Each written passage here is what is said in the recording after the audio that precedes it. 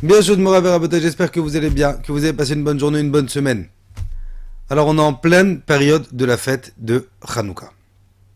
Et je voudrais partager avec vous une petite idée simple. Mais pour comprendre ô combien elle est importante, cette idée. C'est le principe de la fête de Hanouka, l'histoire, etc., etc., tout ce qui s'est passé, vous le savez, je ne vais pas vous l'apprendre. Mais il y a une phrase qui ressort de ça. Ktsat or, dochar bechocher. Un petit peu de lumière repousse une masse d'obscurité. Alors, pour vous donner un petit peu une image simple, on va se mettre dans une pièce sombre, on va éteindre la lumière, et je vais prendre une allumette. Et je vais gratter une allumette. Et vous allez vous apercevoir que cette allumette, ce feu qui va sortir de cette allumette, elle va pouvoir m'éclairer toute la pièce pratiquement. Le secret de Hanouka, c'est qu'un petit peu de lumière. Mais c'est quoi cette lumière ? Cette lumière, c'est un petit peu de chaleur. Des fois, un petit sourire. Un petit mot gentil. Un petit mot doux. Une petite attention. Que ce soit à n'importe qui. À un passant dans la rue. À nos enfants à la maison. À notre collègue de travail. Un petit peu de chaleur peut repousser énormément d'obscurité. Les Grecs, ils ont voulu nous éteindre. Ils ont voulu nous assimiler.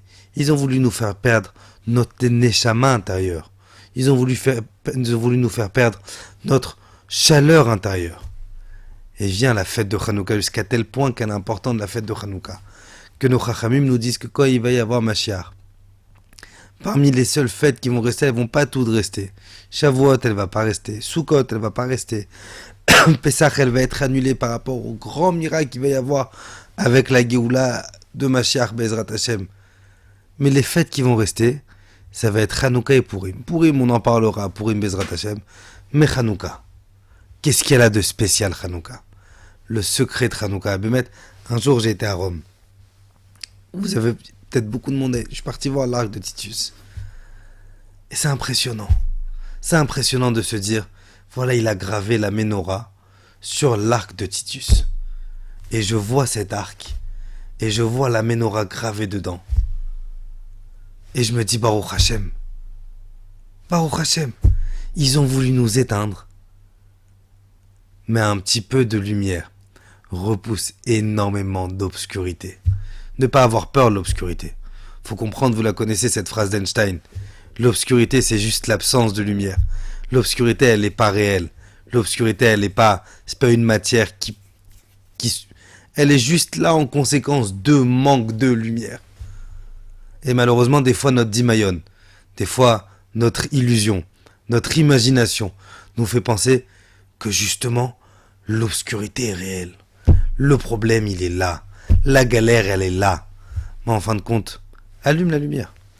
C'est comme un enfant. Combien de fois ça m'arrive ? Les enfants, ils font des cauchemars. Ah, il y a un loup sous le lit, il y a un monstre, et le rideau avec l'ombre, ça fait une ombre, le rideau avec la lumière, ça fait une ombre sur le mur. Et je l'entends pleurer, je rentre, et je allume la lumière, je dis, oh, regarde, rien, il n'y a plus rien. Pourquoi ? Parce que le sheker, l'obscurité, c'est le sheker.